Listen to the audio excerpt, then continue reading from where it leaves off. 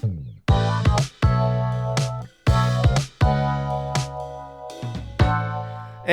hello everybody, welcome to the Refresh Point. My name is Ben, and as always, I'm joined by my illustrious co-host Steve. Steve, how's it going? It's going good. We're finishing up the year. We're working much more than we have in the past, thanks to a dramatic lack of PTO. And we're looking forward to some holiday Weiss Schwarz. And for the holiday Weiss Schwarz for the end of the year, you know, we've got to run back our newly yearly segment. It's the Refresh Point Awards. Yeah. You know, many sets and decks and Weiss related things have earned their place in the history of this year with their goodness, their surprising qualities, and all sorts of other aspects worth noting. And so we will be getting right into the Refresh Point Awards right after some other topics. Not breaking news. We didn't discuss BCS modeling. Whoops. It was a tournament that happened, as it turns out. And it happened like shortly before Houston. Avis got fourth with Nagoriyuki Ino. Like, you see Ino in Europe and you should be like, oh hey, there's Avis. There she is. And in a crazy thing, the craziest thing about it was that Elizabeth Hendrickson won with the two Brainstormers, thereby proving that smaller tournament can ease some of the some of the pains and woes of potentially only having two of the Brainstormer in the list. Yeah, and I think that a big part of it is, one, you won't have to face as many like nasty decks, like call it, Door Slime or any of the matchups where they were like actively going after your back row because they assume you're already dead. It's like we're not gonna pummel a dead corpse, right? But you do have like a whole bunch of ways to put two Elizabeths on the board. And not for nothing, once you get them on the board, they stay there. It's just that you never get the extension anymore. Yeah, that was kind of possible. Yeah, I mean, never triple, right? Yeah, you'll never get triple, and you'll never be able to get rid of it for value. Like the flexibility with the Elaine Brainstormer becomes a little worse because, common play patterns in like the past, when you had 4 Elizabeth Brainstormers. Yeah, you would just crack one. You just kill one of those guys. Yeah. You can get it back later, like no harm, no foul. But now you got to be a little more tricky with it. But they were able to find the way and win. So all good. Also, there was a Bovary list that was 2 Soul, Gate comeback that won Swiss but had the wrong deck log registered, so 07. Playing around the Oceanic Coat Sally early play kind of package to manage the early game with a guy that says, when you friend attack me, you get +4 Soul, which is probably fine until you just eat for some reason, and is another, well, to be fair, the tournament was like 79 players. It was probably 6 round Swiss, so like pretty decent tournament, but also like it's definitely a Bofree list that can take advantage of just like overwhelming the opponents with damage. You have effectively 8 level 1 combos. You have some, decent plussing. They're going for the on-play Aqua Ricky as it is, as kind of like a, an early game plusser alongside of just like a few various like decent zeros, like, Fuka Zero and 1 normal Ricky. I think this is a guy that gives this yellow zero here is, on attack, discard any card to bounce a character into hand, which can be useful for getting back your Rico bounce your own guy. Bounce your own guy. Bounce your own Okay. guy. So like this can be useful for get back your own Rico, get back your own one of drop surge, get back your own like level 0 bomb. That's a freezer. Like it's a useful thing and it's cool. And the Oceanic Coat Sally thing is like a decent board right now. Like you like early play it out with a Maple and a Sally. It has a similar early play condition to like the Ranga Xian package. Sure, you like pay 1. You pay 2 to get a guy. You pay 1 to get another guy. You need 2 of the other guy in waiting room in order to get it out in the first place. Ugh, that's so onerous. Which, yeah, and then it's beginning of the opponent's attack phase. If you have the Oceanic Coat Sally, give a guy you cannot side +4 soul. Big if you block, massive if true. Honestly, if your opponent slams an early play, if you take a 6, you were probably meant to lose the game anyway.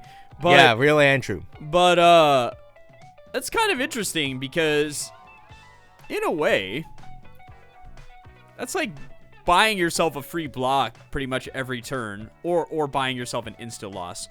Yeah. I guess 80% of the time you'll block, and then 20% of the time you'll insta loss. So unlucky. No, that's why I stopped playing it. I think that this is the only finisher in Beaufry worth anything. What is the comeback, the monstrosity, atrocity Maple? Yes, the atrocity finisher. Yeah, I mean, not for nothing. This player is also playing the Icy Tail Gate combo with everything. Because not for nothing, the atrocity Maple gets her own climax. So 2 gates helps you recur the 2 soul combo and just really slam it into the opponent. With the 2 soul combo being there's 2 different 1-0s. One of them says when your opponent like on levels cancel up, you get something, and on level you get something. Yeah, which is a stock from waiting room top check for a character. Sure. So, like, double plussing, and like the atrocity gets her own climax. So if they were compressed and you didn't have like the resource anyways, you can, and the Icy Tail is free. So like, if the resources are bad, we can go for vanilla Icy. I gotta be honest, this feels like an advanced coin flipping deck. Very cats adjacent here. Yeah, for sure. We're gonna run like 1,000 different climax combos, all off color with each other, and then we're also gonna try and like cram every value card that we can find into the deck. So what we really need you to do is take these 4s, and if you don't take these 4s, then I guess the game's cooked. But I guess in short bursts, you could have very good things happen. But landing 2 soul combo damage. Well, you don't need to land it. You actually want it to cancel. Well, for the most part. You want both, right? You need you to could land, want both. You want to land. You want to land some, and you want to block some. Yeah. So, which is pure coin flipping either way. Right. It's very similar to how Ari Ferretta approaches their level 1 game, where it's like except theirs is much better at the heads I win, tails you lose sort of mathematics. This one is like really gambly, and if it works out the wrong way, you kind of won't have any cards in your hand. Yeah, like the worst case scenario is you stick enough to make them not level, but then you also don't cancel with the cards that need the cancel. Yeah. And or then you get nothing. You get 1 level up worth of cards and then nothing else. Like they just eat. Then you're like behind on the board and you have no hand. So it's tricky. Playing these type of combos is tricky always. But yeah, shoutouts to the Beaufry player. Super unique deck though, for sure. Yeah. Unlucky that wrong deck log. Oops. Yeah. This is why we double check or triple check. Yeah. Well, and also, shoutouts to all of our supporters, because I may or may not have forgotten to check in on y'all. I haven't looked at our coffee in a second, and Ryan had some questions for us back in November, which I would like to at least kind of go through right now. So, what is it? So there was a list that he sent up, And he asked if he needed to pay $5 for it. The answer is no. You're already a supporter. I'm not sure why that would be necessary. All right. And to be frank, it's a pretty standard OSK to list Ryan. It is... What I will say about it is...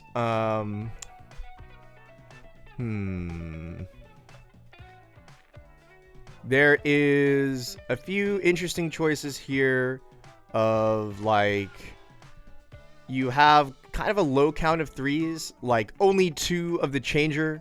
I feel like I see 3 or 4 of the finishing changer just because it, like, gives your game plan a lot more flexibility. I feel like I can see more sometimes of the Kome, the red 2-1, that lets you check for climax, because again, that gives you a lot of flexibility, and because it just kills things. You just kill things with that card. It's just like a 12K. Yeah, a 2-1 12K for the most part.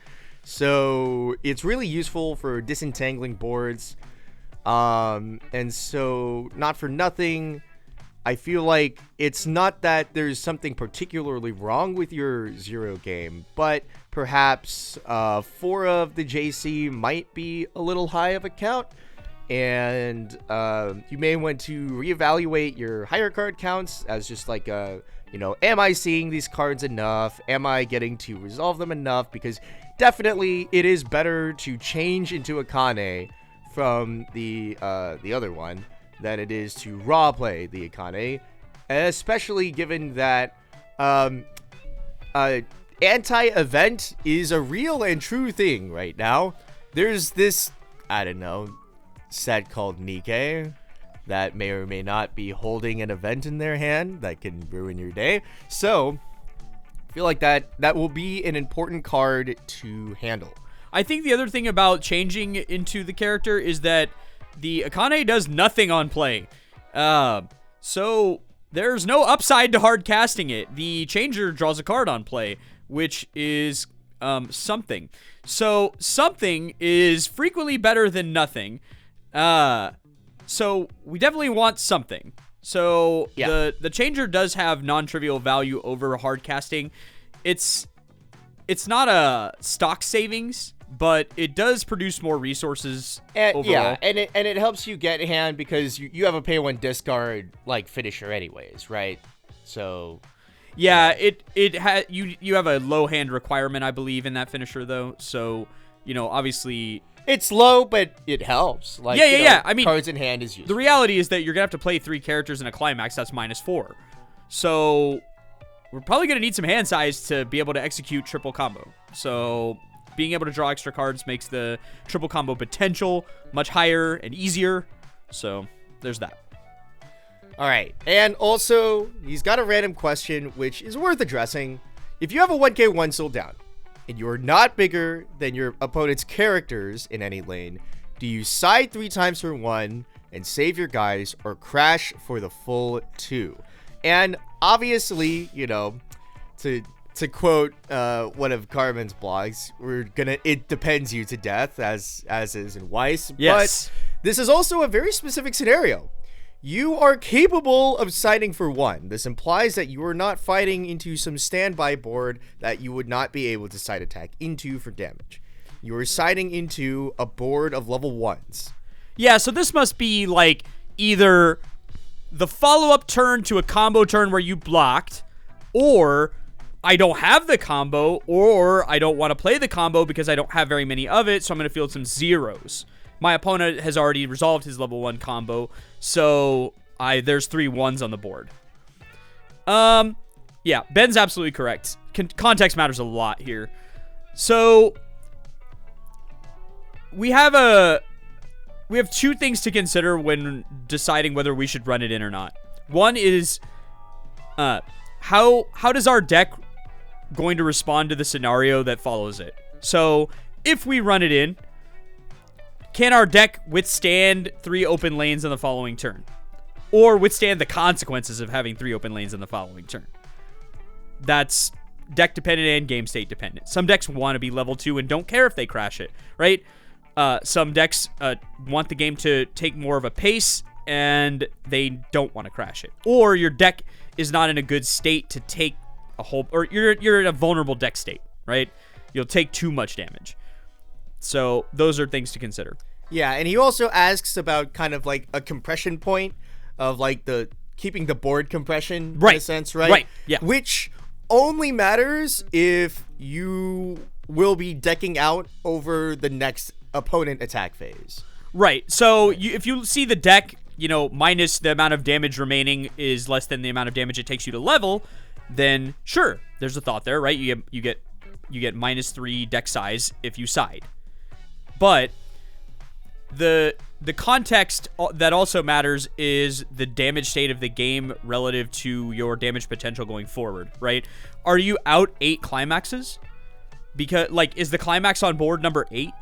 Because if it is, and you don't know if you will have the ability to gain another climax in the following turn, then you have to kind of evaluate the damage state of the game and see whether 1-1-1 is a strategy that you can employ. One of the things that's common in Weiss Schwarz now and has become sort of a ubiquitous problem is if your opponent is slamming climaxes every single turn and you're not slamming climaxes every single turn, you're going to create a damage gap.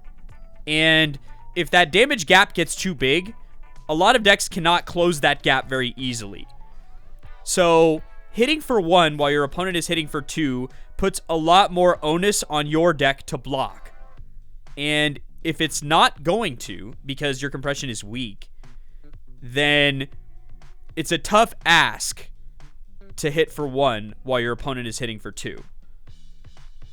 So it may depend on the game. The game state is really important when evaluating this sort of idea. If you're already ahead on damage, like your opponent took a bunch of damage and that's the reason why you're siding for 1 is because you're still level 0 and you have climaxes in hand that you want to slam, then great. If I'm level 0, my opponent is level 1, especially mid-level 1, I'm perfectly okay with siding here. Yeah, and also, fogging for your own damage, right? Again, guy on board means -1 damage in general. Yeah. So even if you do full take on next, if leaving all the guys on board means that you don't have open lanes and that makes it something you can live with, then yeah, maybe that's okay as well. Yeah, because if you think about it, if you think about the way a deck looks after level 0 and your opponent gets slammed, right? They just take 9 or something, then it's likely that their compression is increasing every time you land a hit. So hitting for smaller packets on the following turn while you still have a big damage lead, you're increasing your chances of hurting them even more, because it's probable that more big packets are not going to land after landing a bunch of big packets, because the climaxes have to be somewhere. So hitting them with small packets after hitting them with big packets is annoying, because now it is very likely that they could take even more damage and find themselves in a very difficult game state, 1-5, 1-6 with a lot of deck to go.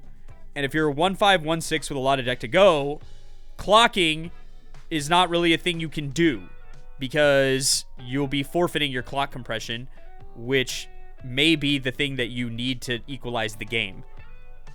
So I think if you're 0, especially mid-0 or low 0, and you're siding with climaxes and they're level 1, I'm fine with that.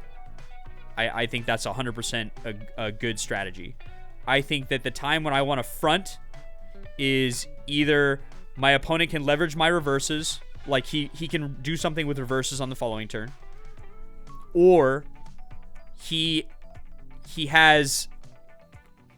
have a good potential to block, my compression is good, or I'm way behind on damage and it's important for me to reach certain breakpoints in the game. So if opponent is level 1, I'm level 1, I want them to be level 2. I don't want them to stay at level 1. So if I can front them and push them up to level 2, great. Then I can side with the remaining characters. And it's not an all or nothing situation, right? You can take it attack at a time and figure out where your situation is. I think ultimately, if you're both level 1, if you can push them to level 2 safely without fronting, then great. But you need to keep an eye on the pace of the game. If you're siding for 1 too much, you can find yourself kind of broke on damage, and your opponent has a whole bunch of extra resources that you gave them that they can use to extend the game. So I think that's kind of how I feel about it. Yep. And so, happy holidays, Ryan. And give me a sec. For now, though, it's time for the Refresh Point Awards. We've got some new categories this year. Some categories that that can't exist anymore. So they've been replaced, and some categories that we'll kind of discuss, for fun, that didn't really necessarily make the cut, but that's okay. And our first category tonight will be the biggest rat deck. Steven? So, a lot of times in competitive Weiss, you're going against dedicated players who really enjoy a set and the property behind it. The problem comes when that set is the worst competitive set imaginable to face. You not only hate the deck, but the people who run it as well. Playing this deck inflicts not only physical damage, but mental damage on your opponents, regardless of the outcome. So, here is the candidates for the biggest rat deck. So, we have Bang Dream, obvious rat deck, Meta Slave, like clearly a rat deck. Lico Rico, deck that requires no sculpting, has the most broken card ever printed. Literally anyone could set up their 3 game. And Azure Lane Cats. Just any cat varietal. You're Yeah. coin flipping the entire game in the first 5 minutes. You've decided to remove both players' agency in the game and leave the entire game to a bunch of quarters. Right? All right. So, for me, Uh-huh. the biggest rat deck is the cat deck. Any cat deck. The cat deck. I cat deck. can't stand this deck, man. It should have been the biggest cat deck, actually. Yes. These Azure Lane players are the biggest rats in the tournament. Because they've decided before the tournament begins that they've chosen not only violence, but mental violence, where they can put you at level 2 while they're at 0-3, and they give you this like obscene look like this is how Weiss Schwarz should be played. And then either their deck folds like a cheap suit and they actually lose the game despite having a 2-level lead, or they just kind of cruise on standby for the remainder of the game while you keep eating shit and you wonder why you ever chose to play this game competitively in the first place. So, yeah. I think I can agree. I think I'm good with any cat varietal as the biggest rat deck. Unironically, I don't know whether to put a standby varietal over like a bar varietal, because the funny thing about a standby varietal is that cats are an unironically useful way to discard standby targets. Yeah. Like it's kind of like it's like a sinful, like, Yeah. like loop of It's value. a gross synergy. It's a gross synergy. Sorry, it's like a sinful synergy. That's Yeah. what I was trying to pull. Where you're like, yeah, okay, well, I can't play this 2/2. What if I got some soul zeros? Yeah, and You not know? only that, it feeds into this gross feedback loop of like, deck has 25 soul triggers, character hitting for 4 all the time, and you're just like, okay, well, I hope I don't take 2 4s here. Immediately take 2 4s. All right, I hope I don't take 3 4s here. Immediately take 3 4s. And you're just like, okay. And then when the follow-up standbys just start pouring in, it's like, hey, I've got a bunch of 3 soul characters to attack you with. Is that cool? And you're like, I guess. So, yeah, heinous. Absolutely heinous. Next up, we have the nicest U.S. tournament venue, Because we only went to U.S. tournament venues. Sorry. There were many different tournament venues this year in the States, all with various levels of accessibility, access to restrooms, and overall vibes. And so we've picked out 3 of our favorite BCS, BSF tournament kind of venues this year to have attended. And they stand out for being particularly nice in terms of, perhaps nearby good food, just being a nice venue in general, not being too cramped, the chairs aren't horrible, the spacing is like pretty nice, and just not being the biggest pain in the universe to get to. And our nominees were Pasadena, Philadelphia, and Houston. And I'll say right now, Duluth, we love you. You're 45 minutes away from the airport. That's rough. Yeah. That's a toughie. Yeah. New York, gone but not forgotten as a venue, but also pretty far away from the airport. Pretty unfortunate. And I'm going to say the winner is, for me, which Steven will never understand because he will never go to Philadelphia. It's Philadelphia. Philadelphia was so sick. And it's not even that, and like, you know what? I'll to be fair, Rosemont is also decent. Rosemont, Chicago should also be on the list of consideration. Sure. But Philly is so sick because it's close enough to the airport in general that you can take the public transit, not feel too sorry about it. Rosemont's closer, but there's less in Rosemont. You want to go get food and go explore other things, you need to go to Chicago proper. Now you're taking some more time. Yeah. It is closer to the airport, but there's that. Pasadena, same issue. Pretty far away from the airport. Pretty annoying to get to on that front. Like a lesser version of the Duluth issue. Yeah. And because, Pasadena does have public transit, like routes to get there, not for nothing, but again, pretty far. And for Houston, this year it got shifted from Game Guys to, like a North Houston hotel that was close to the airport, which is nice.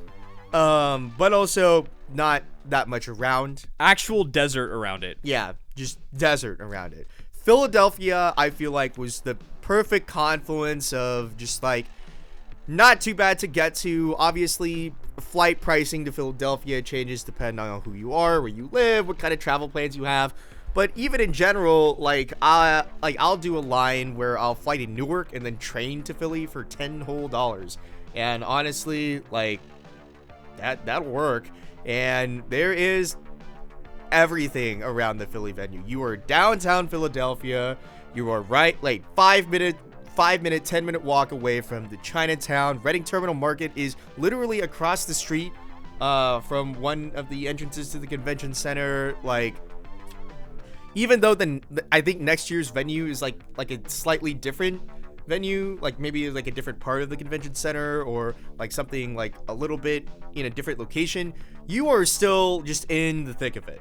So if you drive to get to Philly, you would rate this worse because unfortunately for you have to park. I don't. So I love this venue and I love going to Philadelphia for tournaments every time that I've gone there.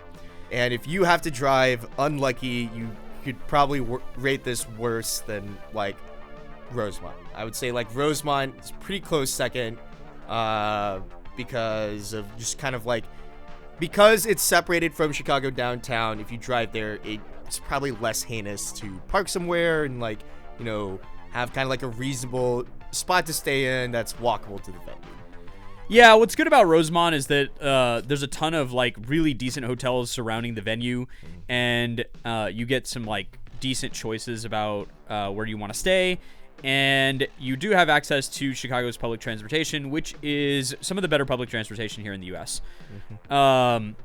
People in other countries would still call it the worst public transportation imaginable, but they're spoiled with choices. So, actually, another mark against Pasadena. LA just doesn't have tap to pay public transit. I don't know how you fell behind fucking Dart, okay? When Dallas beat you to a public transit quality of life, you fucked up. You fucked up. Yeah, All right? I think despite everything, I think that my favorite venue to play in this year was Houston because it is a little bit of a food desert around it, which sucks, but we have the advantage of it's at a hotel, which means we have good parking. It's on the north side, nearby the airport, so it has good accessibility. You don't have to go that far. You don't have to go into the city. And like a 10-minute drive away will get you into Spring or like the northern suburbs, which have a ton of good food choices to pick from. So it is a tiny drive to get to some good stuff, but it's solvable. And it's just a dramatic improvement from the previous venue. I have no problem with game guys. I have no problem with the venue existentially, but we can't have one bathroom for 200 people. Like, it just doesn't work, like, logistically. So yeah, I mean, that's pretty heinous. It was like what is it? I mean, there were restrooms in the food court, but it's like it's a hike. Yeah, and the problem is you that gotta leg it like 5 minutes, and like if you went to time, you're cooked. Yeah, it's over. Like, that's the problem. Do is it. that Weiss in between round time is tight, man. Like, even in the best of circumstances, you've got like 5 minutes before round over, and then another couple minutes before round start. Like, the rounds just go.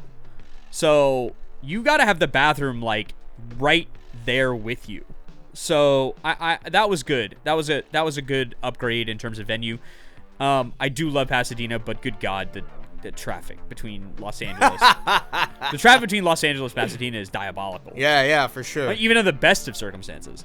So yeah, pretty much. So I chose Philly. Steve chose what? Houston. Houston was good this year. Yeah, Houston was good this year. Next up, we have the deck that continues to be legal despite the hits. We've got, we've espoused many a time on this podcast, Steve in particular, about a certain deck. It got hit once, and, some people doomered on it, but it continued going. And there are still representatives of this deck at every single competitive tournament. With Comeback being an especially popular climax to lean on. It's a deck that Steve has espoused many a time about on this podcast. True Hatred. And truly its ability to control the board, use defensive counters, and just kind of, sit on, good levels of compression to be able to control the game even from behind is just really strong. Even after the light tap that some might consider the first hit to be. And, of course, the deck that we are talking about is Overlord, not Slime. It's Overlord. It's still here. It still has the 1/1.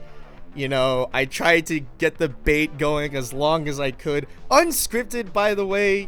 Pat on the back. I really, was really able to pull, the full, keep it all, you could consider both of them for a long time. But it's Overlord because, good God, there's, 6 of them at every tournament, and somehow 1 or 2 of them get top cut every single time. Yeah, it was a good swerve, but it's true. I think the meta is exactly right for it right now, and a confluence of really good meta plus deck with really reasonable game plan for it is that's the recipe for a lot of top cuts. So we're seeing a lot of top cuts out of Overlord. Whether that will change when the meta starts to shift is unknown. I don't think it's gonna make it to another meta shift in its current state. I can't envision it. But if it does, if it manages to survive the next round of restrictions, then it will need to be heavily considered as a world's competitor, heavily considered as a world's favorite. it's just a super dangerous deck to face, and if your deck has like okay finishing can really be shut down by tap counters, especially character-based tap counters, and like unfightable compression, the memory-based compression that they tend to have going in the game. So yeah, I 100% agree. It shouldn't keep going, but if it does, then yeah, I mean, it's another deck that while it did get restricted and it was made uncomfortable, it certainly wasn't made unwinnable. No, not at all. Next up, we have the set with the strongest soldiers. This is one of our returning categories. Yeah, so it's long been my opinion, and it's been the opinion of this podcast, that a Dark Horse deck played by a dedicated pilot is, in fact, the most dangerous thing to face at a tournament. So, with that in mind, and based on the results that we've seen this year, our set with the strongest soldiers goes to Rurouni Kenshin. Shoutouts to you guys. Yeah, Rurouni Kenshin is one of those decks that it is very likely you have never faced it. It is very likely that if you have faced it, you certainly haven't faced all the builds that are possible. And it has some real nasty game patterns that can make a lot of decks extremely uncomfortable. Yeah, the 8 stock soul and the 8 choice lists in particular that we saw like get some cuts in singles are both, game plans that have a lot of propensity for a lot of souls with not a lot of like debuff to your own advantage engines coming down hot, lots of damage coming in hot to really make the game unstable. What I will say is that it has been a real long time since I've had to use the words 8 stock souls all together. Like in one block. Yeah, for sure. That's almost a brand new sentence. But 8 stock souls is the type of deck that you will never see me pilot. I just feel like there is no way I could play 8 full no triggers, or the trigger is just like take this 4. But good gravy.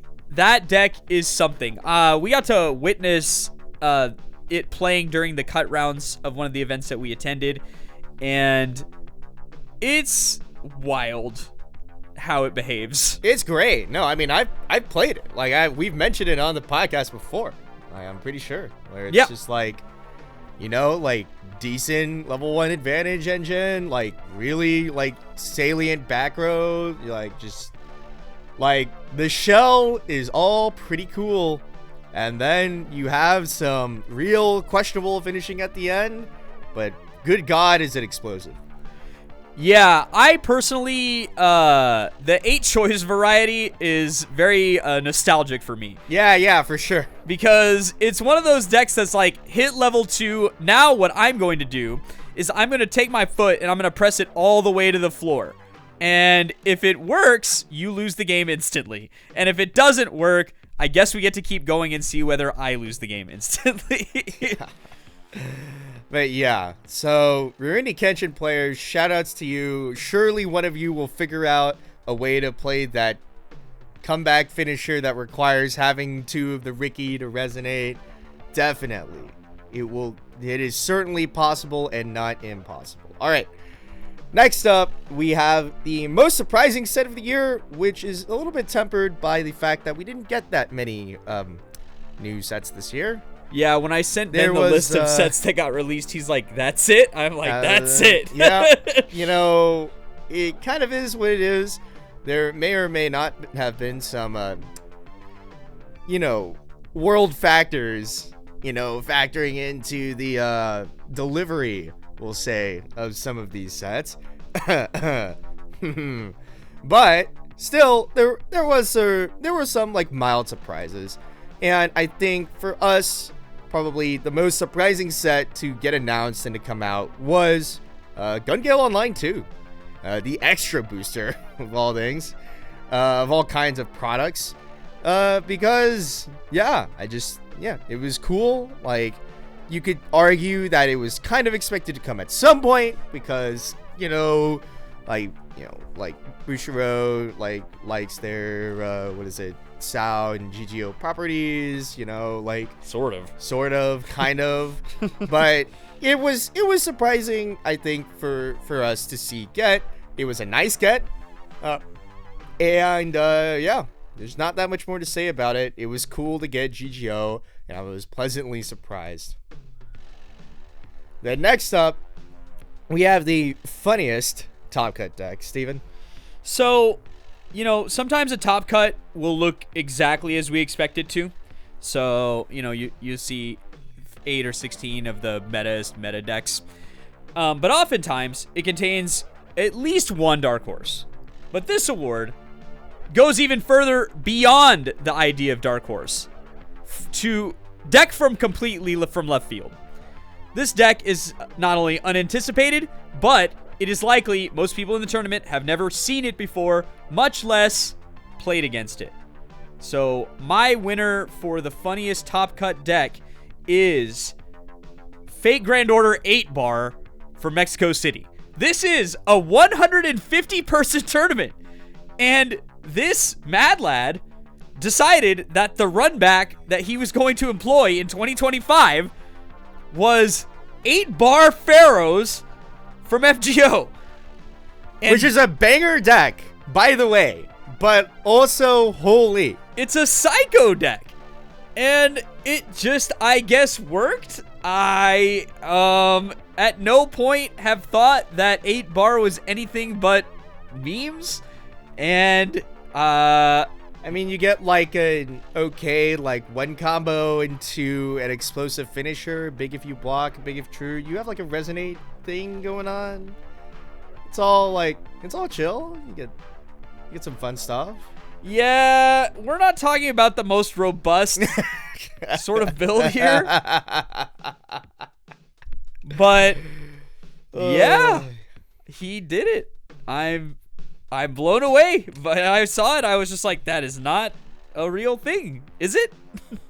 Is it? It is. I suppose. At least for this gentleman. Or and lady. Yeah. I can agree. I think that's going to be our funniest top cut deck of the year. Next up, we're actually keep going with true categories. We have one more honorable mention at the end, but we have our set that got pushed to next year instead, because of some of those extenuating circumstances. There was a set this year that got announced and then got promptly kind of unannounced, and we were sad for a little bit. We want more decent new releases. That is good for the game. We want it to happen. It is sad when it doesn't happen. And so, whenever recently we saw that the set was not in fact dead, but alive and releasing soonish even, it brought us a little warmth in our hearts. And so the set that got pushed to next year instead, it's Girls Band Cry. Just a really awkward release thing. Release scheduling. Tariffs. Yeah, it's one of those question sets, mark. Yeah, we'll never know. We will never know. But something happened, and it probably got unannounced, and then literal radio silence for months while we speculated on the why of it and the whether of it. Many people thought it was dead, completely dead, never would come out. And so when Bushiroad Sneak dropped the release date, we were all just like, wait, what? Girls Band Cry's coming out? And before Worlds? All right. Awesome. Yeah, sure. Sick. Get it in there. Yeah. So yeah, again, love it. Really playable set. Decent game plan. That's what we need. That's what the game needs. So, yeah. And also, talking about new sets, we want to recognize the most balanced new set. I think this is also a returning category yet again this year. We want to be able to recognize when we get good stuff going. Steven? Yeah, so, often in Weiss, what we're talking about, especially, here on this podcast and in the Spike Corner, We're talking about mechanics that push us, that they just push the envelope. They take us to the edge of the mechanical limits of the game. We're looking for the overspec cards. We're looking for the unbalanced cards that make sets truly spike-worthy. But when we talk about Weiss, this is what we all say that we want to play against, but rarely want to play with, which is the most balanced new set. So, for me, the most balanced new set is, once again, we're gonna a two for here. We got Gun Gale Online Alternative Set 2. So, a really reasonable game plan, good climax triggers, and just a regular deck. It has a normal level 1 game into a early playish combo level 2 game into a really okay finishing level 3 game. Yeah, and it even gives you flexibility in deck building. You can lean into the standby varietals. You can lean into the Pito finisher varietals. You know, we have Torch, of course. You know, even that 8-gate Pito Hui like deck in general is like not unreasonable to kind of try and experiment with. The Len is obviously kind of like the more accepted deck. You have the NPC early play package as an option. You can forego it. You can keep up with the stock heal from set 1. And you have, like, you know, the Pito that free freshes is just such a good card. And it has enough to fist fight. Yeah. But it's not overbearing. No, it's playing fair Weiss Schwarz. We got a lot of vanilla attacks. Our finisher is fever based, so we need triple reverses or empty. It's like the standby thing, which is damage scry and on attack burn 3, which is cool. It's like a decent standby damage scry kind of combo. Yeah, and honestly, like, this deck can easily win games. Has a whole bunch of tools. We have to. It is annoying that we need some of the cards from set 1, but. It's also kind of cool that the people who bought set 1 and played set 1 still have some pieces that they can use from that. Yeah. So yeah, I got destroyed by this deck, and I have destroyed this deck. So yeah, true. It's just true. You never quite know, but we will say it's reasonable. It has a game plan. It can execute that game plan, and has done so. So, great new set. Right. And finally, an honorable mention for the deck that is gone but not forgotten category. Because there isn't one. They hit Buddy Girl and it's just still in the meta. And not only that, but some candidates for last year for this category are just getting played anyways. Like Aki and Gura are not gone. Nope. And certainly not forgotten. Alongside Buddy Girl, which got the hit this year. So, to be quite frank, I mean, you know, this category's dead. You know, we don't have a deck that is gone at all. The thing is that, and I can't stress this enough for Weiss players who are getting into the competitive scene. When a deck gets restricted, that doesn't mean it's dead. Okay? We need to chill out on the dooming whenever a deck gets restricted. Okay? Because every single deck that's... Well, actually, the funny thing here is even, like, I think the best candidate for this is a deck that we literally forgot. I think it would be Nino. Yeah. Now, but even then, I still saw it. Yeah, exactly. I still saw Jesse it at was tournaments. out there at Pasadena running being Nino's strongest soldier, doing well. Yeah. And so it takes a lot to completely murder a deck, guys. A lot. And apparently, even what they did to Nino wasn't enough, so... No, you have to do what they did to Alice. Yeah, that's true. That is true. That deck is gone. Bushiroad does not love me. And they do not wish for me to prosper. But in any Yeah. case, yes, it takes a whole lot to take a deck out back and just shoot it. But all the decks that have been restricted over the last year have topped at some point or won at some point. All of them. Every single one of them. So you gotta relax after the ban list. You can have an emotional reaction to the ban list, but then after that, go back and make sure that it's not good. Is that us? Is that for us where we did that? Yes. Okay. Got It's it. obviously for us. Yeah. But everyone else too. Yeah, okay. All right. Because the first thing we think of every time we see it is like, oh, deck's dead. Like, because the play pattern that existed before has been disrupted. I thought for sure that Mai was dead. It just never... I played Mai at Worlds.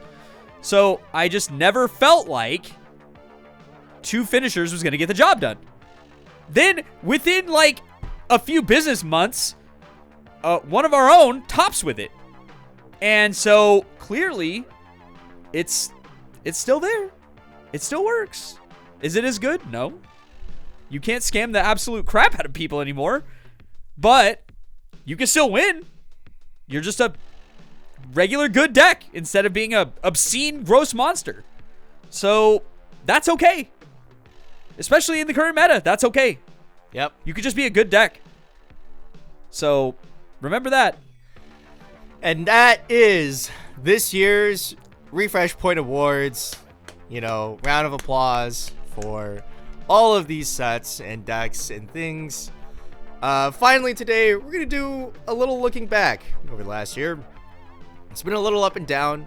I'll front this with, I have personally not had as much time dedicated into this podcast as I have in previous years, which going into next year, I would like to rectify. Yeah. We did do less episodes this year. We did less episodes, and I feel like, the prep hasn't been as strong, and the kind of like the pushing forward of it's been a little bit of a kind of a maintenance year in a sense. We've done some experimenting as well, to be fair. Like we have, winners interviews coming from BCS Houston, BCS Pasadena soon.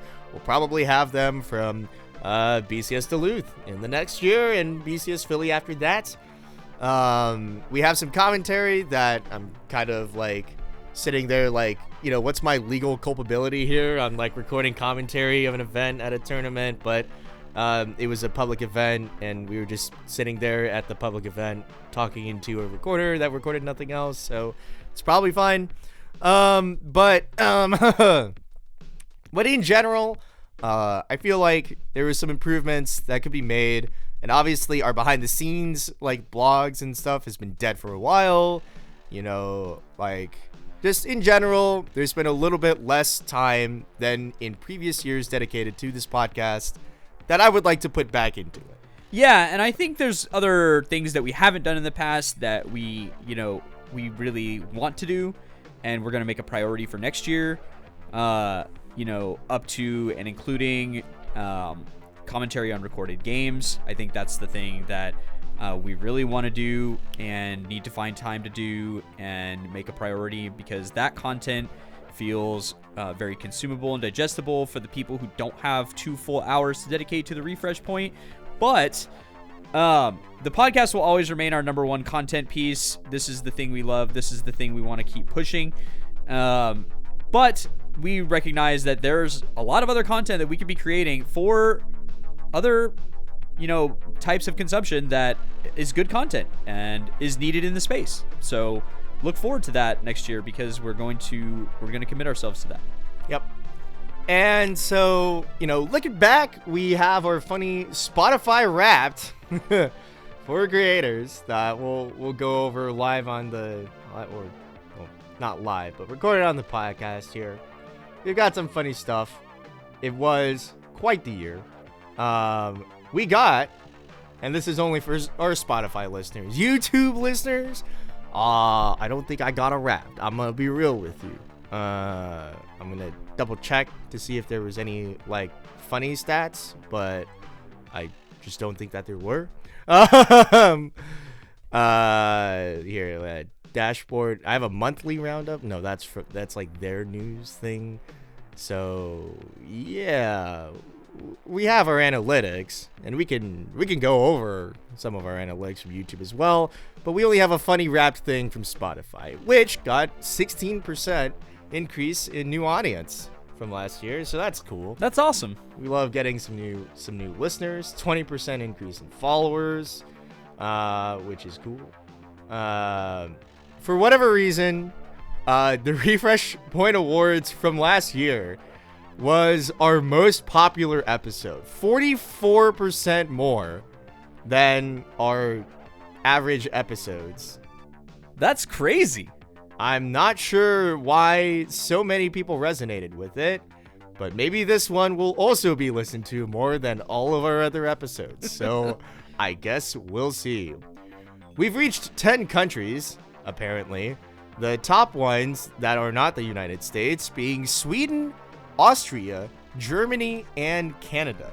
That is interesting and awesome. The fact that there are 5 more countries here is kind of like... That's crazy. Yeah. Well, I will say to our Sweden, Austria, Germany, Canada fans, thank you so much. And obviously, the refresh point will be at Worlds again this year. So if you are going to Worlds and you are from another country, make sure you swing by and talk to us. We love meeting, and we've met several of our... It's probably going to be Steve at minimum, and then me, big if true. There's only 2 tournaments left. So we'll see. Either way, yeah, we've met some of our fans from other countries in previous years. It's awesome. Thank you so much. We're glad you enjoy our content. Yep. Sorry for being so US-centric sometimes. Oh, God, we're sorry. So, of our, of our fans, we are the top 10 show for 28 of you, which is cool. We are the top 5 show for 26 of those previous 28. So if the other 2 could leave some feedback on how we can become your top 5, just keep us in the loop. Spotify has comments, you can just reach out, let us know, like, what could make it better for you. All good. Like we said, we want to put more time into the podcast next year, make it better than it was this year. So just let us know. All right. We are the #1 show for 12 of you. So shout outs to you. And again, to the other 14 of you that we made it to your top 5, but not your #1, just let us know. All right. Just a little feedback. All good. We can take it. Just let us know how it is. And to the 12 of you that were the #1, thank you. 12 real ones, we love you. The realest of the real ones. The realest of the real ones. Got it. The most real. Got it, for sure. Our top fans streamed us 3.1 times more than everybody else. And also 50% of you binged 2 or more episodes in a single day. That's crazy work. 3 hours of us yapping in a day? Yeah. That might be more than even we want to listen to. About a quarter of you hit play within 24 hours of the new episode drop. Oh, I love meaning that. that is the realest ones right there. You guys are waiting for the drop. And so apologies, really, truly. Sorry for this year where we're kind of like, just kind of sending it as much as we can. We're also going to, out you guys a little bit. They told us your top artists, which is interesting. This is one of the most insane top artist lists I have ever seen. Okay? #1 of our Spotify listeners is Hoyomix. #2, I can't read Japanese. I don't know who this is. There's an album cover art that says "Sing My Pleasure." So whoever made that, it's like a white kind of like anime girl. It's like a black and white anime girl art. The text says "Sing My Pleasure." So she has like blue eyes, and that's like the only color on the screen besides I think like a green earring. So this is the opening theme of What is this? Vivi Fluorite's Eye Song, which is an anime series. It's performed by the protagonist, Vivi. Okay. So That was number 2. yeah, that's from an anime. From number 3, Jorge Rivera Herons, who I don't know who that is, but cool. I'm like, what genre is that? Who is this? Or is it George Rivera Herons? I'm not sure. So he is the creator of Epic the Musical. Okay. So I think that's just it. So our fans really like Epic the Musical. Number 4 is Playboy Cardi. You couldn't, like, of all of like the random rap like artists to get up on, you couldn't put Kendrick on here. Come on, guys, please. And then number 5 is Koi no Koe. Like, just another, I don't know. That's a Japanese EDM X R&B AI singer. Oh, well, all right. Fair enough. Then our top 5 other podcasts that you listen to. Please Stop Talking, which I have no idea what that show is. Lateral with Tom Scott, good taste.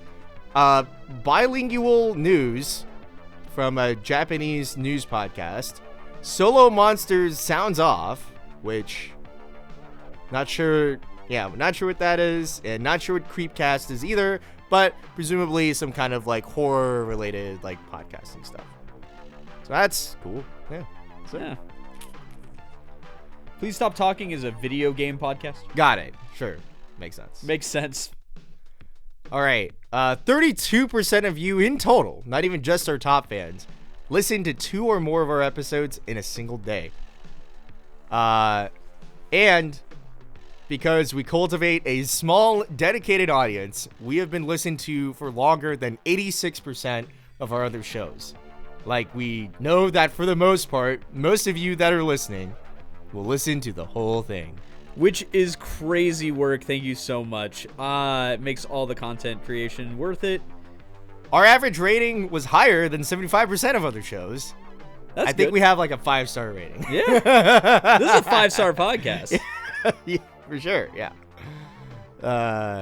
And that was it. That was our funny Spotify Wrapped statistics.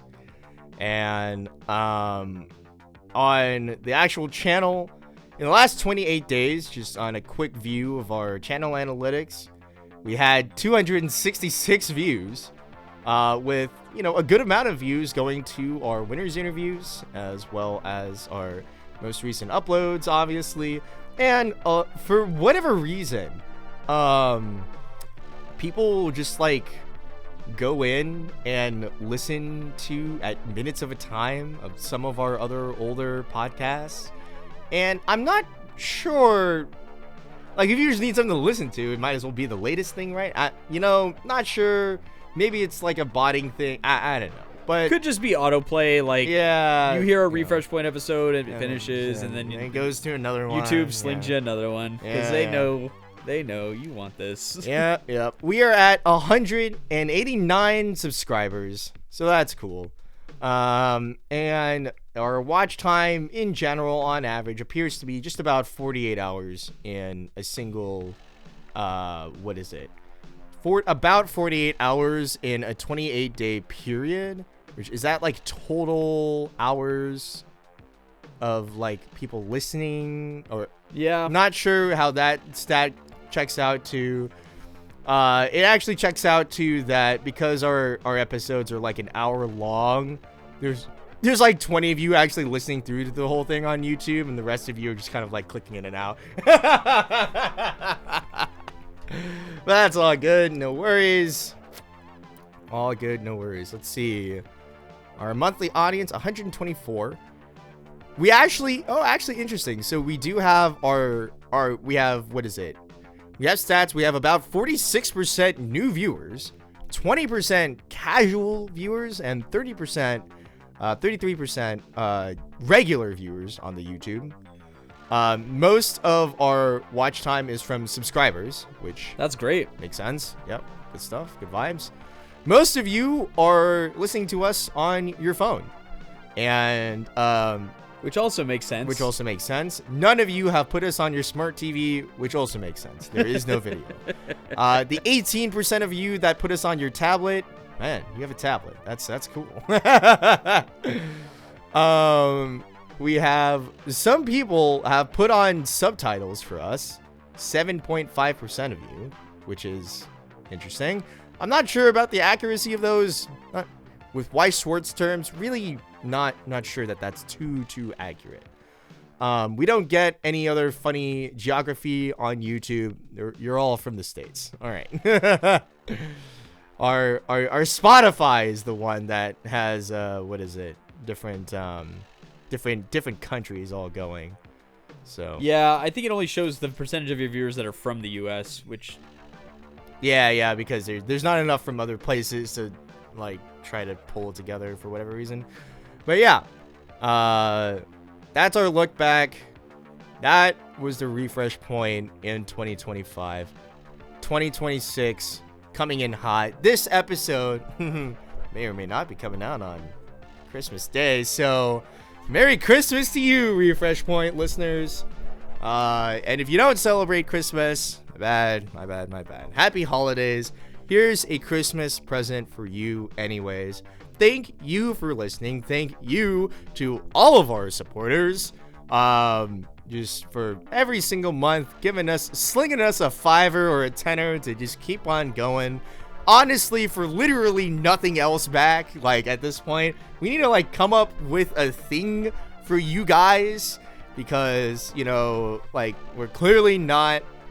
We need to do more ambitious deck commissions, but at the same time, there's not even that much of like a desire for them. We need to come up with something for you guys. All of you, Aaron, Bromyos, Jonathan Curran, Ryan, John, Andrew, Billy, Carmen, you guys are the GOATs. And we appreciate you for supporting us every single month.